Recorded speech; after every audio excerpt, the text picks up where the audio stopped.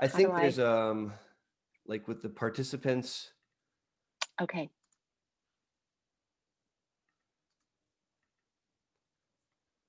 Allow to record. I found it. Oh, thank you. Uh-huh.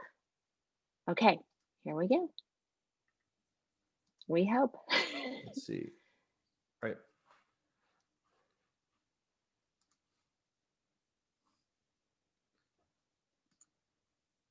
Okay, that all looks good. Takes a second. It's thinking about it. It's preparing to live stream. It wants to. Yeah, we'll see. Me too. I should come with a little spinny thing that says, thinking, thinking, I'm trying. You could hold up a sign that says, please hold. just. Exactly. Be right with you. I like your glasses. Thank you. My daughter sat on my favorite glasses. Okay, so right. I ordered these and they're a little bit big and they keep falling down, but they work, whatever. I think they're super fun. Thank you. Thank you. I like fun glasses. All right. It appears like everything's working. How about that? One more thing, and then I think I just no rush. Go live and we're good. All right. Again, it's thinking, it's thinking, it's thinking. Looks like the meeting is now being streamed live on Facebook. Excellent. Very exciting. Yep, it's coming up. It is coming up right now. I thought, there it goes. Okay. Woo! So, woohoo! Hello, hello, hello, everybody. Good morning.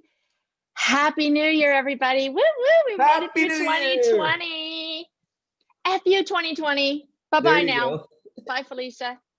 God, that sucked. Okay. And as we were talking about before we hit live, though it did not change a damn thing because it was just a minute later, it just feels lighter. It just feels better to have that in our rear view. I'll take it. Yeah. I've never been more excited to end a year than this year. And I think I'm Me too. On earth. I agree, like yay 21. God, yes, bring it on. So for those of you who are not, first of all, welcome, Happy New Year, all of that. For those of you who don't recognize this guy, Dr. Aaron Boster, what the hell is wrong with you? Like he's the man. He's our favorite MS neurologist. He, correct me if I'm wrong, but you started the YouTube channel that PS has 25,000 subscribers now. When I first interviewed you, there was, I think, 12,000. Okay. I think we just hit 27. Oh my God. And I'll have to be honest with you. It's a joy to check every couple of days. And be like, I bet. It's really neat. I started back in, I think, 2016 when a patient would no show to the clinic and I'd have a half an hour free. I didn't know what to do with myself. And so I just turned to my camera and I would just kind of record a video and upload it to YouTube. Yeah, educational about MS and like and then spoken in layman terms. That I now really look forward to. And how many videos do you have now? Just over 400. I think there's 402. Oh God. And they're so good. They're so understandable and they're like bite-sized pieces. Thank you. Oh my God. Really I refer people, I bet every other day I refer people over there because it's just so helpful. So helpful. The goal was to create content that would energize, it would empower, and it would also educate people impacted by MS. And that could be someone with the condition or their spouse or their cousin, or even a care provider, in the medical field.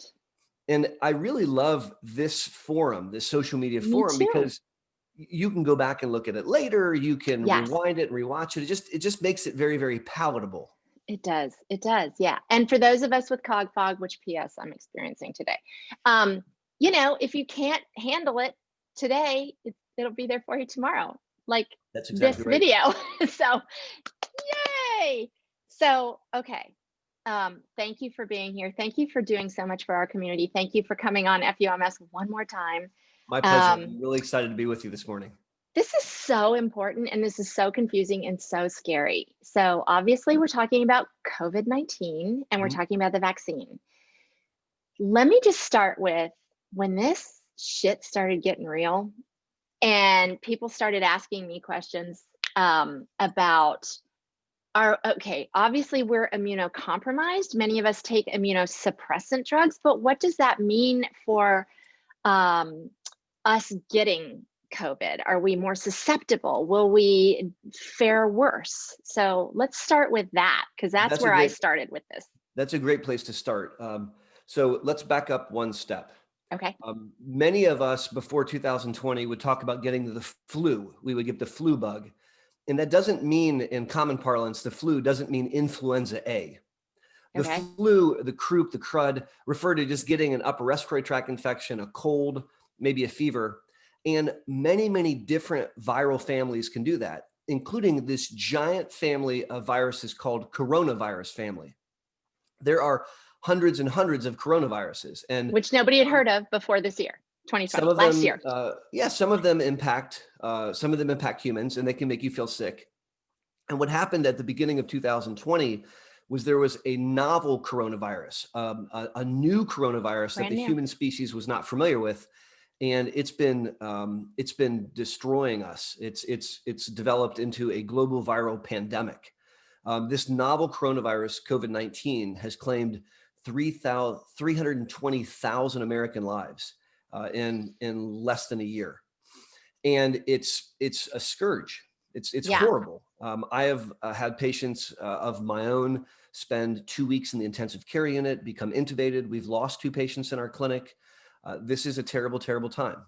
Yeah. And the silver lining, which happened to coincide with the election and now with the new year, was the advent of new vaccines.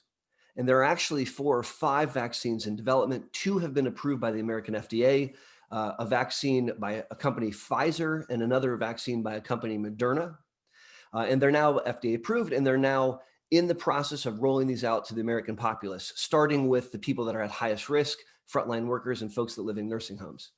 So that is a godsend, and it is America's hope. When we first became aware of the virus, there was an attempt globally to social distance and self-quarantine. And in some places in the world that worked. So there's no coronavirus in Taiwan. They eradicated it by successfully social distancing. And that has to do with spacing yourself out enough that if you got COVID-19, you couldn't pass it on to anyone. And so the virus died in you, and then you didn't propagate it. In the United States, we were unsuccessful in those attempts. And we have a second chance to save lives, and that's with the advent of the vaccine.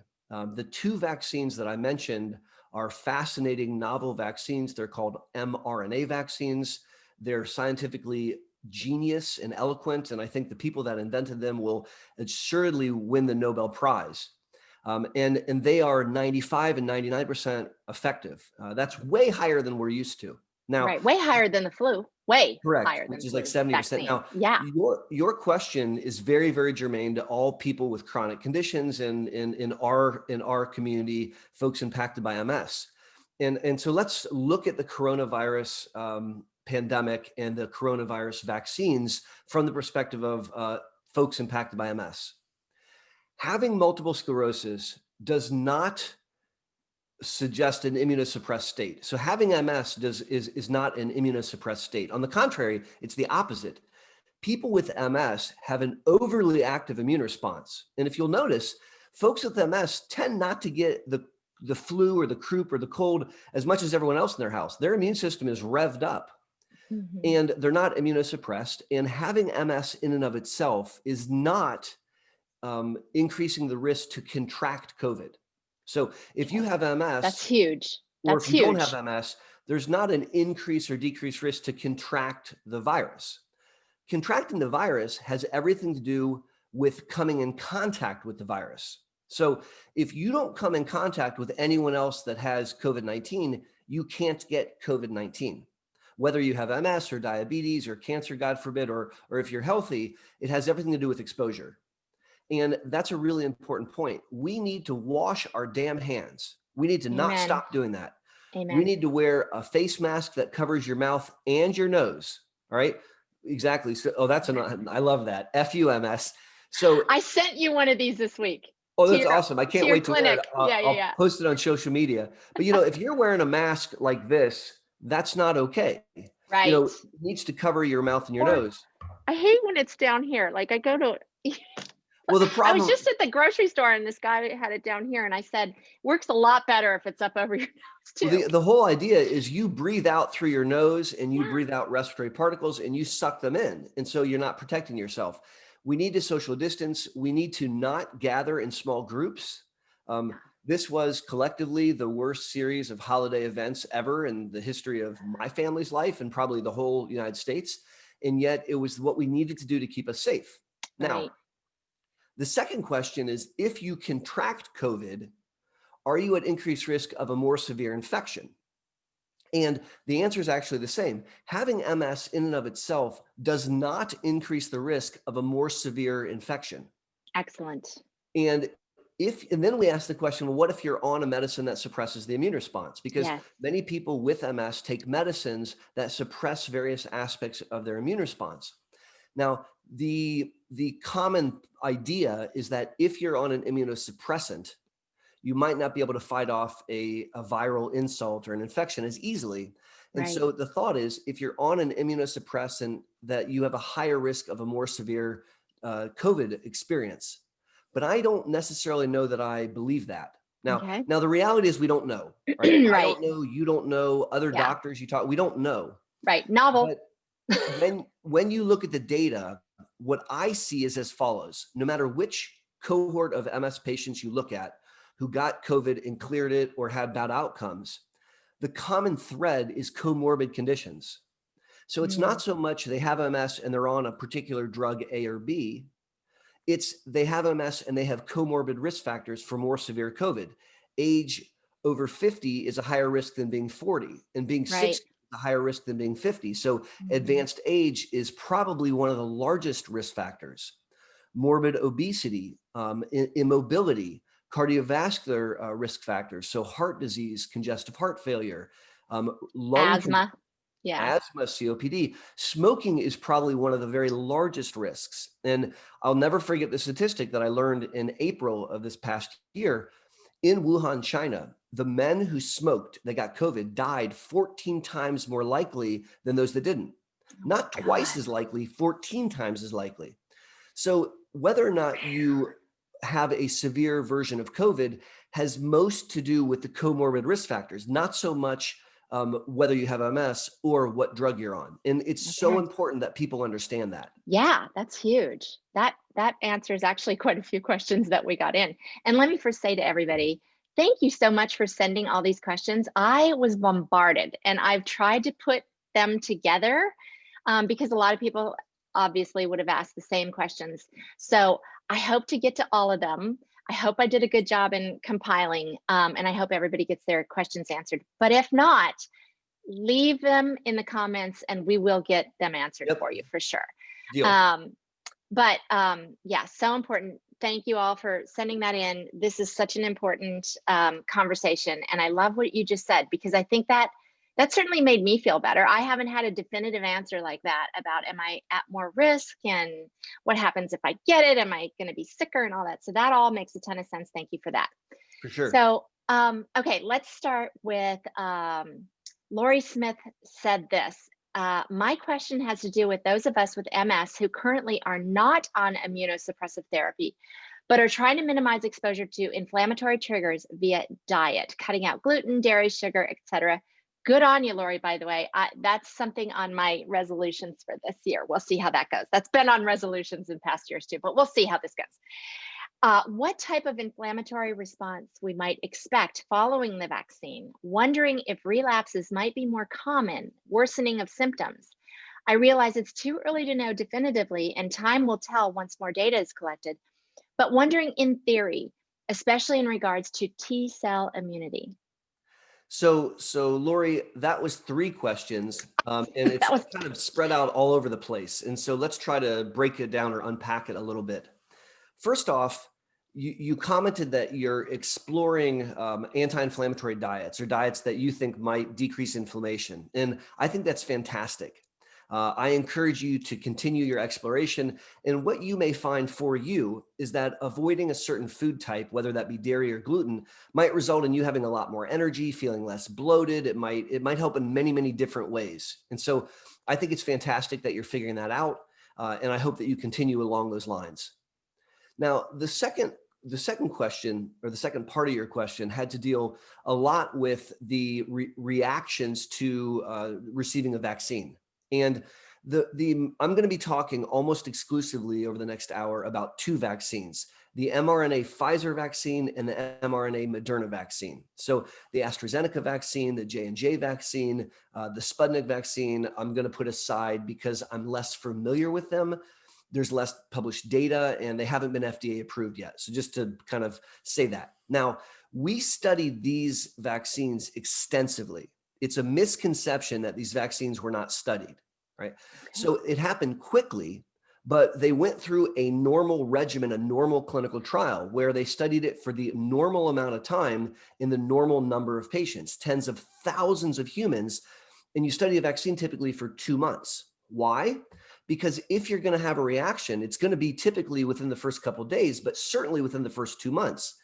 And you mount an immune response within 1 month. So by studying it for 2 months, we really have a very good sense of the playing field. And what's the playing field? There weren't any weird surprises when people were given this vaccine in the clinical trials. So we didn't see people's arms fall off or them turn green or their penis shrink or any other weird things, right? We saw that last one's super important. Correct. Yeah, no, I that would make me good you got that out there. Yeah. And so what we saw was people can have flu-like symptoms when they get vaccinated. They can have pain at the injection site. That's what they most commonly see. What we didn't see were weird new things. There was rare instances of Bell's palsy, rare instances of Guillain-Barré, and I think the number I heard was roughly a risk of 1 in 100,000. I'm not making light of either of those conditions, but when I consider the risk benefit of developing COVID-19 and passing it on to my family versus a 1 in 100,000 risk of those conditions, I'm choosing to take the vaccine. And just to be super clear, I am going to take the vaccine. I'm going to ask my family to take the vaccine, and I want you to take the vaccine, just so that we're on the same page. Now, you asked, could it trigger an attack? And we don't know the answer, right? I mean, because we haven't studied these vaccines in large groups of people with MS, but there's no reason to think it would. This is not a live vaccine, and we should probably talk about how it works in a second, but it's a dead vaccine, and there's no reason to think that it'll trigger an attack. And so I'm not concerned about that.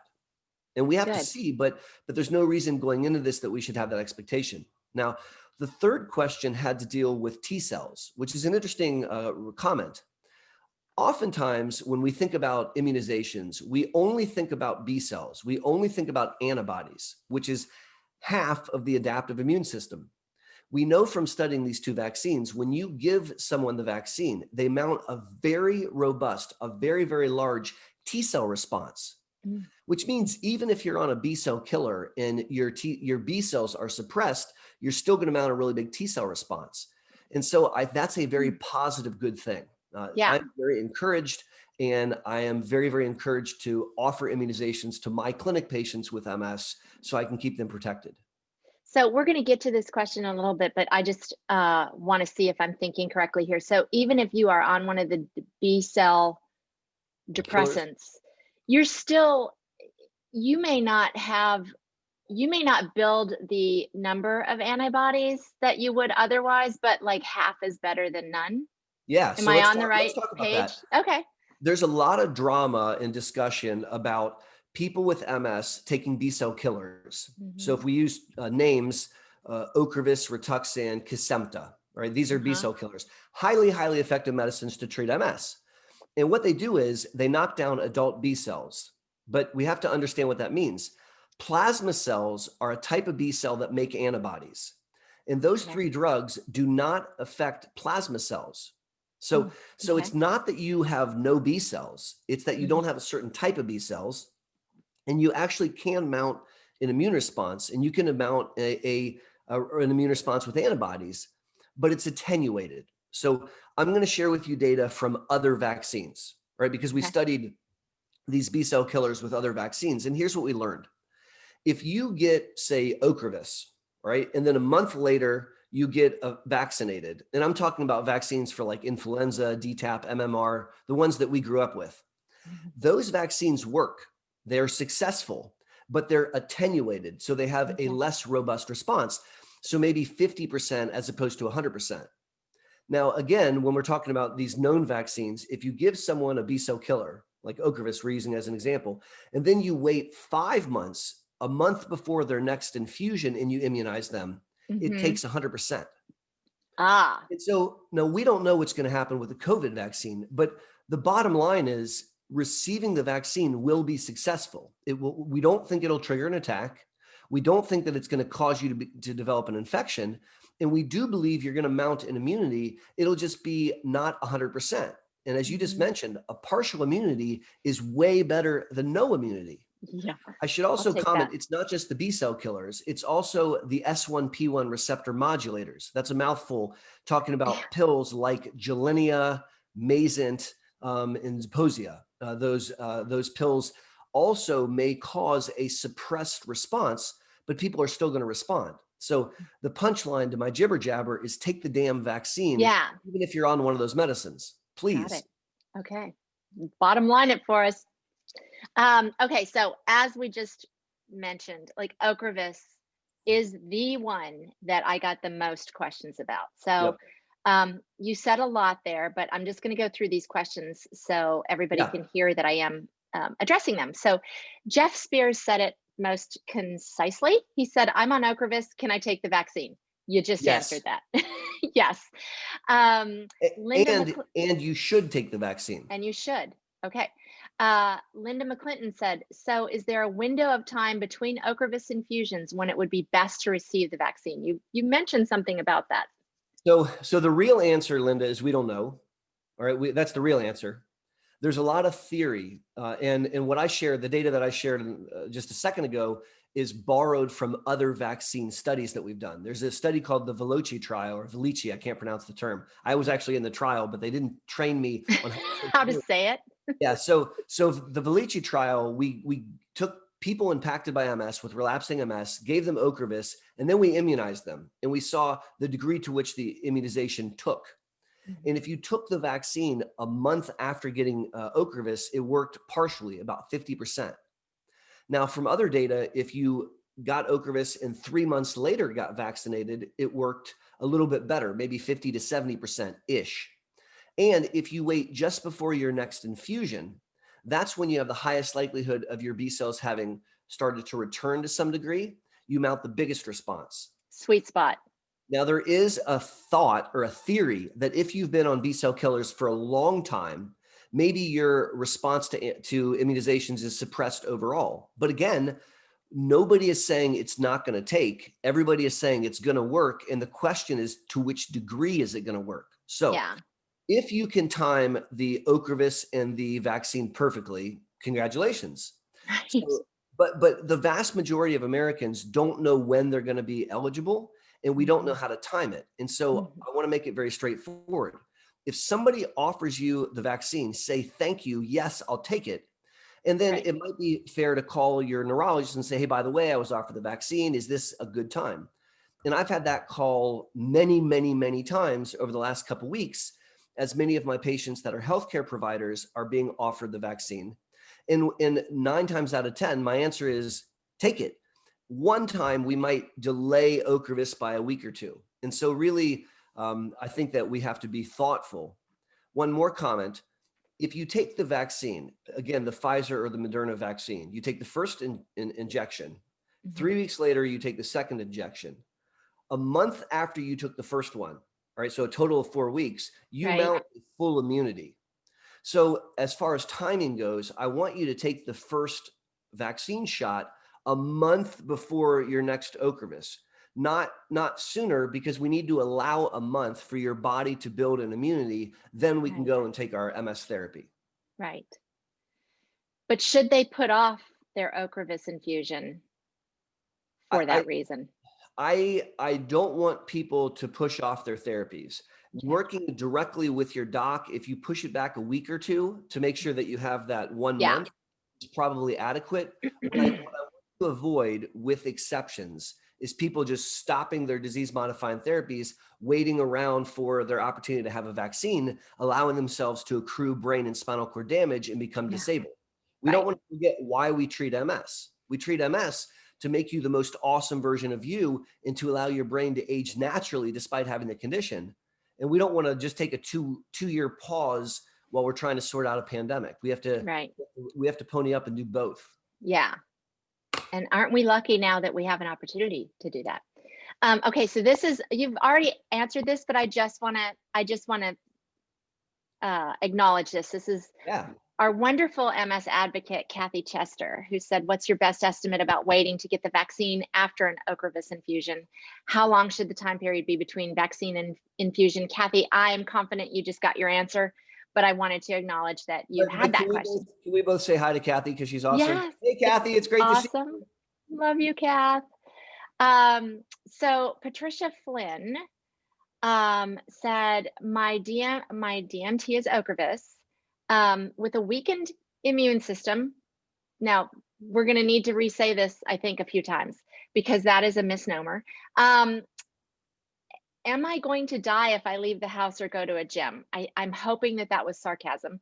I called Genentech, which is, you know, the pharma company that makes Ocrevus, and they said that the vax won't help me as I medically have no immune system to use or hold on to the vax. It would be a waste for me to get it. Am I doomed? I cannot get or use the vax. With a weakened immune system, would getting COVID kill me? There's a lot to unpack there, but I think this is so important because a lot of people believe all of this. So the first thing is, if you read something on the internet where someone refers to the word vaccine, VAX, you should be highly suspicious. That is a red point. That's so true. Right? So Good if you point. want to write vax, I want you to, that raises a red flag. And there's actually culturally historical reasons why, right? So what I want to share is most of that person's information is simply false, right? Yeah. It's not opinion, it's fact, and those facts are incorrect. Fact number one is people with MS are not immunosuppressed, right? So that's not true. Number two, nobody at Genentech is legally allowed to tell another human that the vaccine would work or not. So that didn't happen because they would be profoundly illegal for them to give medical advice, good or bad. So that conversation did not occur. I'm just to state facts. So even if there was a conversation, the conclusion would not be you're not allowed to have it. And the conclusion would not be it will kill you, because neither of those things are true. So there's just a lot of facts there that we have to unpack and clarify, which as presented were not accurate. Now, now there's also a lot of fear expressed, and maybe some of it was with humor, but the bottom line is, oh my God, if I go outside, am I at risk of dying? Right. And that's a fair concern that a lot of Americans have. So if you live in a hermetically sealed bubble in your basement, all right, and your family sends you down, you know, sealed packets of food for the next 2 years, you won't get COVID. You're good. Right. Yep. But there's a problem in doing that, because you might need to use the bathroom, or you might want to talk on the phone, or like watch a Netflix show, or go to work. Yeah. And so anything shy of living in your basement is going to place you at risk. The risk is not that you step outside and explode. And in fact, I want to bring out a really important point. It is safe to be outside. In fact, we should go outside. Yes. So healthy. It's not safe to be in groups of people, right? So the problem is not that you're outside of your home. It's that you're in a park in a tight knit circle with 20 people or something like that. Yeah. That's where there's concerns. And where we have seen the rapid spread of COVID wasn't outside, it was inside. It was during Thanksgiving when people didn't listen to recommendations and they all got together with their families and breathed on each other and got everybody sick. So you can leave your house, you can go outside, and you're not going to explode. There are no deaths associated with the vaccines to date, to my knowledge. All right. Now, I'm not a virologist. I'm not an epidemiologist. I don't have secret information about the vaccines. I'm just an MS neurologist trying to help people live their best lives despite having the condition, and trying to help educate as it relates to all this weird immunology stuff. And so I understand the fear, but no, what you can do is remember that you have control. You can go outside with a mask or without a mask. To go out without a mask is to place yourself in danger. You can wash your hands or you can not wash your hands. And to wash your hands is to be safe. Yes. You can avoid being within 6 feet of other people, and you can say no to social gatherings or not. Those are the decisions that will keep you safe or not. And the vaccine, I think, is a godsend. I think it's a godsend if you have MS. I think it's a godsend if you have MS and you're on Ocrevus. I think it's a godsend no matter how we slice and dice it, because this vaccine will help protect you against something that can cause death. And that's a really big deal. That is a really big deal. I just want to mention that Suzanne Sonderland, I hope I'm saying that right, just said, does your necklace say FUMS? And it does, in fact, say FUMS. And she said, and if it does, where do I get one? So I wanted to say, you can go to the website, fumsnow.com/shop. There's all kinds, and this too. There's lots of goodies in there. Wait, so thank you, Suzanne. Let's show your mug as well. Oh yeah, my mug too. That's right. Awesome. Yes, and this is helping with my cog fog. So,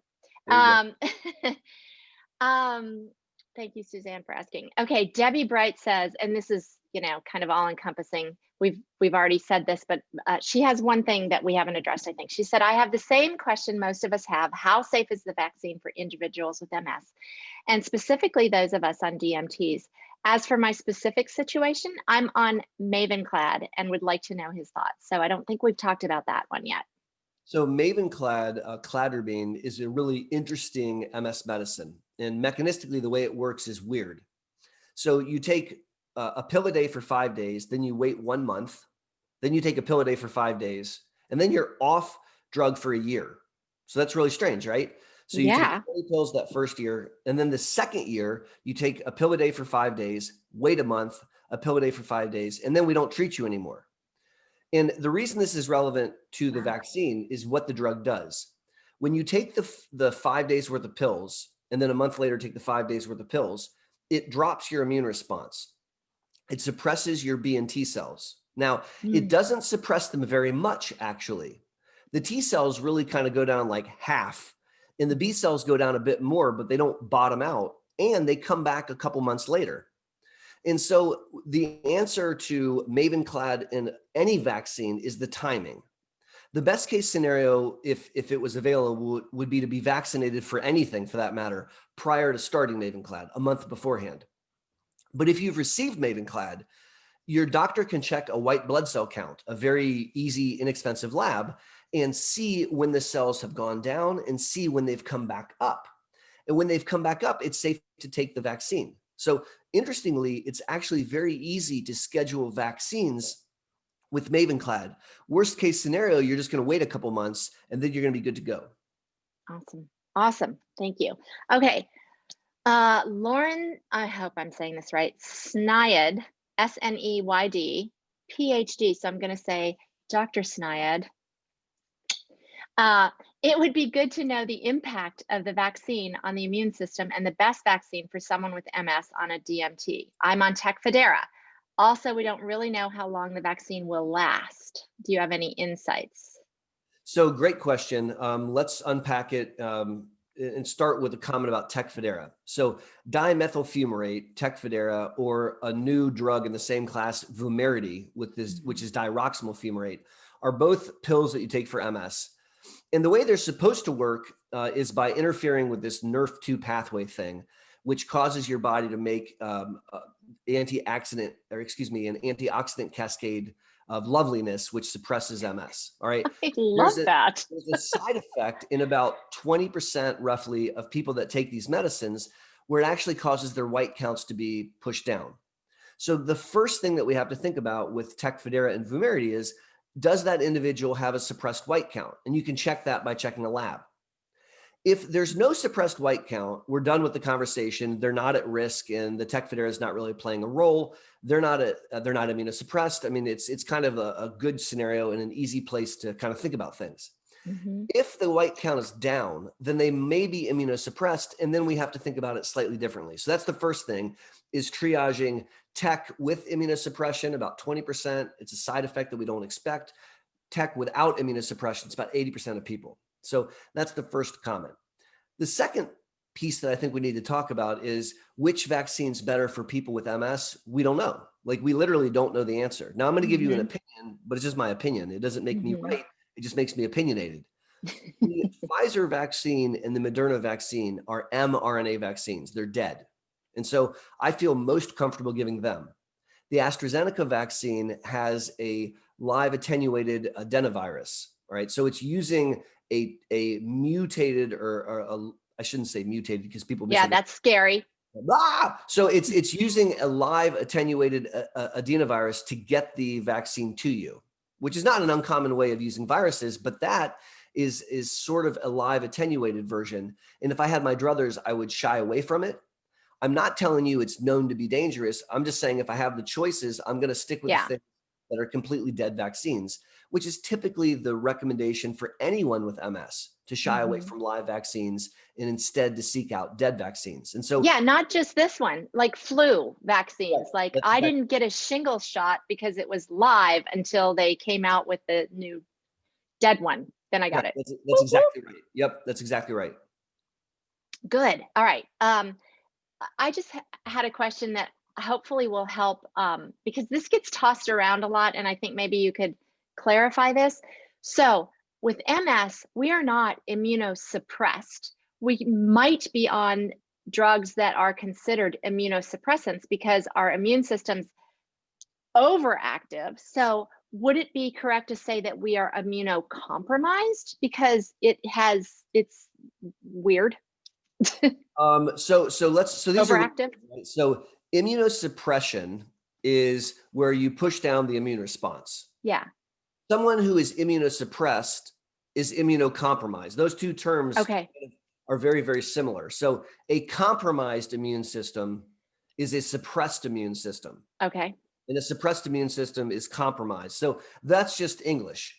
Got it. What I would say is someone with MS not on a DMT is not immunosuppressed, and they're not immunocompromised. Okay. Someone with MS on a DMT, it depends on which DMT. So if they, for example, receive alemtuzumab, Lemtrada, right, that massively immunosuppresses you, and therefore you would be immunocompromised for a period of 6 to 12 months. But if you took Lemtrada 8 years ago or 5 years ago, or even 3 years ago, you're no longer immunosuppressed and you're no longer immunocompromised, because over months, those cells come back up to a normal range. Got it. Okay. So we're just immunostimulated. We're immunostimulated. You have an overly active immune response, right, which inappropriately targets brain and spinal cord. Yeah. So it's overachievement in a bad way. Correct. Yes, okay. That's correct. Got it. Okay, Julie Neitzel Carr says, as an MS patient, I've heard both that those with chronic conditions would be part of a priority list for the vaccine. And I've heard that those with MS should not get the vaccine, which we've already cleared up. Get the fucking vaccine. Amen. So which one is it? Well, I kind of answered that one, but. So this is actually very relevant because it's kind of clear as mud. Yeah, right. We, here in the United States, there isn't an easy way to go to one location that I'm aware of and find out, okay, today, here's who's eligible, right? It's not straightforward. So and I spent a lot of time digging through like the CDC website and trying to figure out like the tiers and all this stuff. And it's not clear. Here's what we know. Presently today, all right, January, what are we? January 2nd? Today. In 2021, yay, we got out of 2020. Sorry. Presently today, in the United States, we're rolling out vaccine to first-line healthcare workers. So that is not me, because I'm not working on a COVID ward in the hospital. Many doctors, nurses, respiratory therapists, and other medical personnel are, and they're literally exposing themselves to a potentially fatal virus every day. And so it makes a world of sense to vaccinate them so that they're protected and so they don't turn around and give it to other people. The other group of people that are being vaccinated in the United States are people that are residents of nursing facilities, nursing homes. Why? Because 24% of all the deaths came from nursing homes, and they're arguably at some of the highest risk category.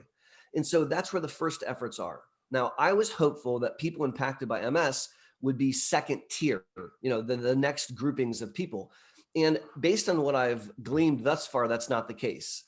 It looks like at least one item that I saw suggested that the next wave of people will be different kinds of doctors. So primary care doctors, I'm hopeful that our clinic will qualify under that category because we're seeing people that are immunosuppressed, and I don't want to pass along virus, God forbid. So we're still waiting. Actually, I shouldn't say we're waiting. We're applying to receive vaccine, and we're applying to the government. And so as you can imagine, that's quite a elaborate process. But Yes. At any rate, it looks like the people that may be second tier, at least as it was written, are folks that are also still at high risk. So people who are either 70 or 75, people who are morbidly obese, people that smoke. And I've had some patients say, well, that's not fair. I should start smoking. Well, it's not congratulating someone for being morbidly obese or rewarding someone for smoking. It's saying that those two categories place you at very high risk of death from COVID, so they're going to protect you. Yeah. And it may be months before we have access to the vaccine. I told my family, I think it's probably going to be 6 months. And so we need to really, even though we're excited about 2021, even though we're excited that we're starting to turn the tides, we hope, we still need to buckle up. We still need to wear masks, and we still need to self-quarantine as we wait for the world to be vaccinated. Let me make one other point. Vaccines help us two different ways. Kathy, if you get vaccinated, it's going to help you, which is that's wonderful. But there's a second way that vaccines help, and it's a population discussion. If enough people in the United States get vaccinated, and it doesn't need to be 100%, but it needs to be really high, like way over 50 or 60%, then we can eradicate the virus. That's a really important word, eradicate. That means it goes away and it's not here anymore. And we have done that successfully with other vaccine programs. So you don't want to just get vaccinated to protect you. You want to get vaccinated so that if you were to come in contact with the virus dies in you and you don't pass it on to anyone else.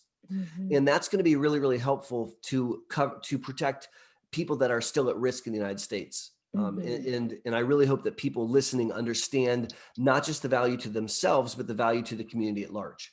Right. Give the gift of health to everyone. Yeah, please. I like that. Also, what I heard you say about the obesity and the smoking, I just want to tell everybody, quit smoking and get outside and take a walk.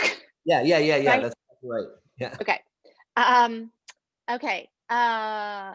Who's next? All right, we answered that. Okay, Tracy Dyer, I take the drug low-dose naltrexone. Would that be safe to take with the vaccine? And do you prescribe that by chance? So low-dose naltrexone is not FDA approved for MS. It is used off-label, and the science behind it is lacking. So there isn't a robust science that proves that low-dose naltrexone helps people. But that doesn't mean it doesn't work. It just means there isn't science for it. So if someone in my practice wants low-dose naltrexone, and typically the dose is like 4.5 milligrams, I have 3 conditions. Number one, it can't be too expensive, and it's not very expensive. Cheap. It's very cheap, yes. Number 2, it can't be dangerous, and low-dose naltrexone is not dangerous. It is not. And number 3, it can't be instead of something that I know works. So if you told me, hey, I'm going to stop my Tecfidera and take LDN, I would say I'm not okay with that. If you say, I'll keep taking my Tec and I want to add LDN, I'll do that. Whether it helps or not, I don't know. But again, I think it's going to be safe.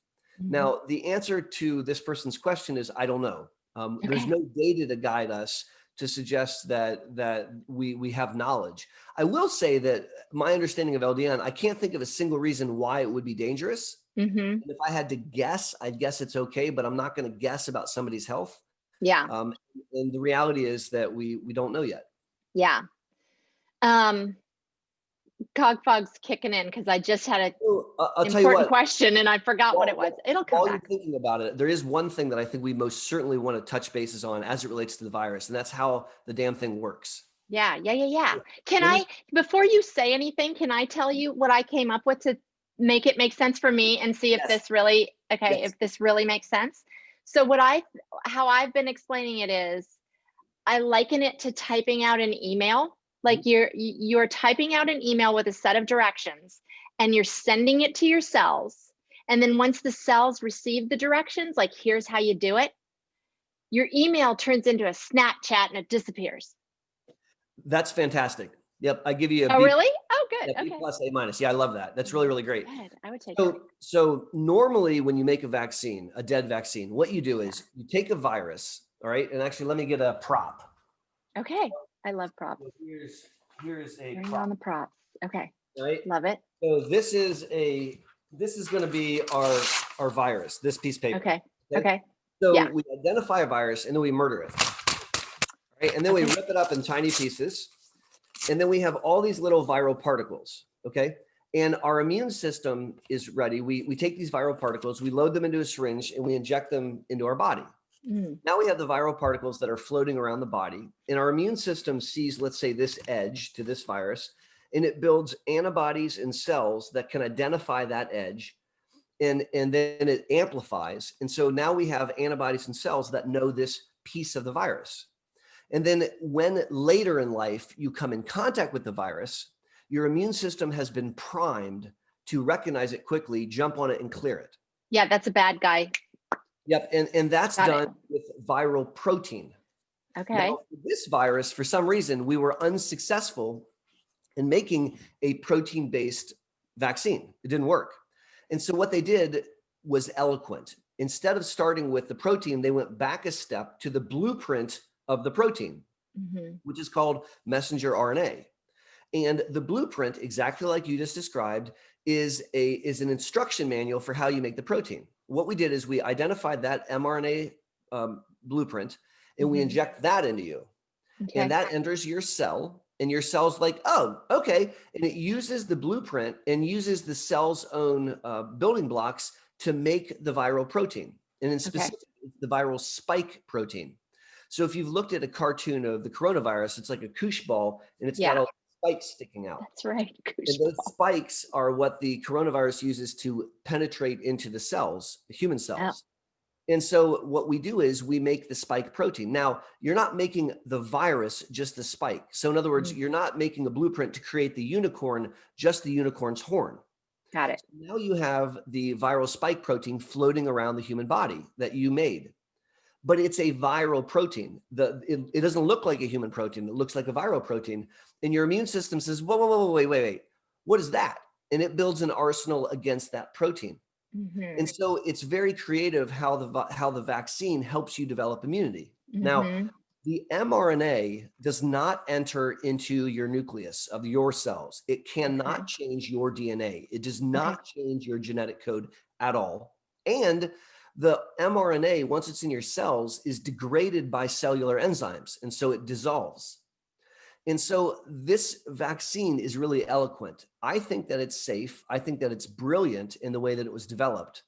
I also want to point out to you that RNA vaccines are not brand new. They've been studied for over a decade. So it's not like somebody invented the concept in March and now we're using it. Right. It's something that's been floating around science, and they've perfected it in this instance, which is awesome. That is awesome. But that brings up, and I remembered the questions I had. At the beginning, you said about, it seems like it was really quick, but it really was. We've done all this research and we've had all of these clinical trials and whatnot. But it is much faster to market. And I understand, the concept of the push and the warp speed and all of those things, although I don't think Pfizer was part of the warp speed development. It doesn't matter. But I think that's a lot of the fear, is because we're used to, these things are in development for years and years and years, and all these clinical trials and, animal trials first and people trials and all of this. And now we're supposed to believe this is novel. It just started. We just identified it within the horrible year that was 2020. And before the end of the year, we're rolling out vaccines. So help us understand how that happens. And can we do this now going forward? Like, is this new? Can we get shit to market faster? One of the biggest, I think, elements of confusion is that people are not used to watching science. Yeah. So people aren't used to watching the scientific process. And normally the scientific process can be somewhat slow. But normally there isn't a global viral pandemic for the first time in a century that is killing hundreds upon hundreds of thousands of people on Earth. So a global viral pandemic should strike fear in anyone that hears the words. That means that something very, very bad is happening at a global scale.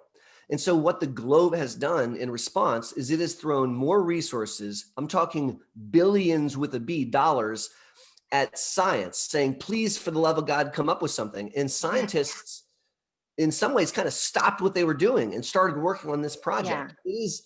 It shouldn't be viewed with fear. It should be heralded as one of the biggest achievements of the century. Our ability to bring something so important to save so many lives shouldn't be looked at critically. It should be looked at as something magical, almost in a wonderful, positive manner. I think that I can't wait to read the books that will be written about the process. And to watch the made for TV movies that will be made about what happened. It's going to be really cool to watch. Right. So the fear that is it's unfounded. The fear that it normally takes years and this didn't take but months is because so much money and so many resources were thrown at it, because this is so all encompassing, and everybody just said, we're not stopping until we find it and we're going to get it to people. We shouldn't be scared of the speed at which we made the virus vaccine. We should be scared of our loved ones dying from the virus. So we need to, it's appropriate to be scared, but not at the vaccine. It's appropriate to be scared of contracting the virus. And, some people that are listening to us right now may say, well, I'm young and healthy. Well, if you look at the intensive care units, half the patients are under 60 and they're otherwise healthy without comorbid conditions in some cases. So it's not as if, you 20, 30 something out there are immune. You are at risk and you need to play it safe. And I'm very hopeful if you're listening to my words, you'll take the vaccine, because it can save your life and it'll save your grandma's life. Yeah. Excellent. Thelma Baldwin said, if someone in my household gets the vaccine, can they inadvertently infect me with COVID? I think this is so interesting. So if you get the vaccine, can you still sort of be a carrier and bring COVID with you? No, you can't. Okay. So again, we're talking about the Pfizer and the Mrna vaccines, which are mRNA. It's not a attenuated virus. So when you're being injected, you're not being injected with a virus. You're being injected with a blueprint for how to make a protein. If we can go back to the blueprint idea, and I love your email, I want to use a slightly different analogy. And imagine that somebody handed you a instruction manual for an IKEA bookshelf, right? Oh, God. An IKEA bookshelf instruction manual, but they don't give you any of the parts. And so you scurry around your house and you find some wood and some nails and glue, and you follow the IKEA instruction manual and you construct an IKEA bookshelf out of materials from your own home. When you're done with that project, you throw the manual out because you have no reason to keep it. And lo and behold, you have what looks like an IKEA bookshelf. Now, the parts were made by things in your house, but it is an IKEA bookshelf. Right. And that is very similar to what we're doing with the RNA vaccine. Good. Okay. Excellent. Another MS advocate, Aline Brennan, who I adore, and I've interviewed several times on the podcast about essential oils, and she's a Walls warrior and helps people with nutrition and MS, says, I have 2 clients who are allergic to penicillin, and they've been told conflicting information about whether or not it's safe for them to get the vaccine. This is the first I've heard of this. Okay. So what does that have to do with anything? So it may have nothing to do with it, but here's the question. If you have a known history of anaphylaxis to vaccinations, then you need to take cautions when you take any vaccine. With anything, right. Vaccine, including this vaccine. Does it mean that you can't get vaccinated? No, it does not mean that. Now, mind you, I'm talking about someone who has anaphylaxis to a vaccine. I'm not talking about penicillin yet. So if you have a history of anaphylaxis with vaccines, you're going to need to receive this vaccine under supervision. Probably somewhere where they're medically savvy, where they have an EpiPen at the wrist. Right. And that way, God forbid you have anaphylaxis, because you're going to have anaphylaxis in the moment. EpiPen will save you. Yeah. And my point here is, even if you have anaphylaxis to other vaccinations, it doesn't mean that you're going to have it with this vaccine, and it doesn't mean that you can't have it, because you can. There's no reason to think that if you have an allergy to a given medicine or a given food, that you would have a worse time tolerating the COVID-19 vaccine. That there's no connection there to be made. Good. Okay. Excellent. She says another client asked if it's safe for a pregnant MS patient to take. And before you go there, have there been clinical studies done? Has there been time to do clinical studies with MS patients to see how they've reacted?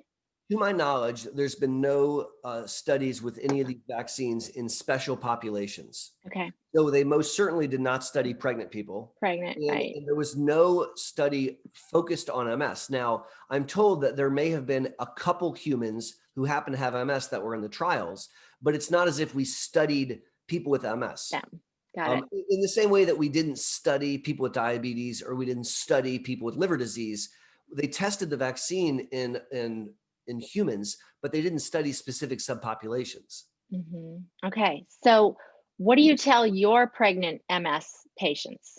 Should they get the vaccine or not? So I have not yet had a patient of mine who has MS and is pregnant and needs the vaccine. That hasn't come up yet. God, the trifecta of that. And honestly, in order to answer the question properly, I would need to do a bunch of research. So I don't want to make something up on the interwebs today. There's a lot of questions about vaccine and whether or not it could cross the placenta. And there's a bunch of things that we would need to know. So Gotcha. I wouldn't guess at that. I would need to do some research first. Okay, thank you. Last thing from Aline is, she says, Dr. Walls has mentioned published studies around the benefits of taking, I'm going to try this one, N-acetylcysteine, NAC supplement prior to and after the vaccine to basically support your body. Does Dr. Boster have any insight or opinion on this? So I don't have an insider opinion like I know something special. Dr. Walls or any doctor has no clue about that. That's unknown because it's never been studied with the COVID-19 vaccine. So maybe there's some theories with other vaccines, but as it relates to this one, we simply don't know. Now, there's no indication to support your body with any particular nutritional supplement when receiving a vaccine. There's no immunology science that supports that. So I can't imagine that N-acetylcysteine would hurt you, and I can't imagine that it would help you. Would I recommend that you seek it out in preparation to receive your vaccine? Absolutely not. Okay. And again, we do not have data that I'm aware of that says, people that took a vaccine and they took the supplement, they fared better. And so and specifically, we don't have any information as it relates to COVID-19. Got it. Thank you. So these two vaccines that we're talking about right now, the Pfizer and the Mrna, I know that you need two. One is after 21 days and the other one's 28 days, I think. Do you know, or does anyone know, is this just going to be a one-time thing, or are we going to have to do this every year like the flu vaccine? I don't think we know yet. Okay. I think it's a very, very relevant question. It's a question that I have, and I think it remains to be seen. Gotcha. If a very high percentage of the American populace gets vaccinated, we can eradicate the virus. And if we eradicate the virus, there will be no cause to be re-immunizing. My fear is that that won't happen, and that not enough Americans will get vaccinated, and it will become endemic. And we're going to need to do this on a recurrent basis. Although that's just conjecture. I don't think anybody really knows this yet. Right. But if we all gave a shit about somebody other than ourselves, we could do this, peeps. You did touch on this, but I just want to be clear. Do you think there's one of these vaccines is more appropriate than the other for us to take? I know basically what you said is whichever one's offered, take it. But I think the answer is, So the vaccine that's right for you is the one that someone offers you. And so if somebody's offering you the vaccine, I don't want you to say, I don't feel like Mrna today. I'm going to hold out for the Pfizer. No. Right. I think either one of those vaccines would be fantastic. And it'd kind of be like saying, congratulations, you're 16. You can go outside and pick between a Ferrari and a Lamborghini. Yeah. I mean, either way, you're gonna be in a really good position. It's a win. It's a win either way. Right. That's exactly Grab right. the keys. Grab those keys. So how do people find you? Throw out your website and your social URLs and your YouTube channel and all that so everybody knows how to find you. And do that, people, because it's phenomenal what you'll learn. Thank you very much. So my name's Aaron Boster, and as always, I want to thank you guys for learning about MS with me. I'm easy to find on the interwebs. I've got a YouTube channel. You can go check out my name. Aaron Boster MD is the name of the YouTube channel. I'm pretty active on Twitter at Aaron Boster MD. You can find me on Facebook right here at Aaron Boster MD. You can go check out our website for the Boster Center for MS. That website is bosterms.com. So BOSTERMS.com. And I'll look forward to seeing you guys on the interwebs. And so far, he's done two or three, I don't know, podcasts with me, and we hope to do more. So you can check that out too. So thank you so much for everything that you do for our community. So appreciate it. The education that you've given us here this morning is phenomenal. Really, really appreciate it. And, you know, we here in the FUMS Nation speak to the stupid diseases it deserves, and we tell it FUMS every day. If you would please, Dr. Boster, would you lead us in our salute to MS with middle finger extended, of course, in With three. pleasure. Are you ready? Yep. 1, 2, 3. FUMS. Love it. That was perfect. Thank you so much. And thanks everybody for being here. Appreciate it. Have a great weekend. Thank you. God bless. Take Be care. safe. Bye.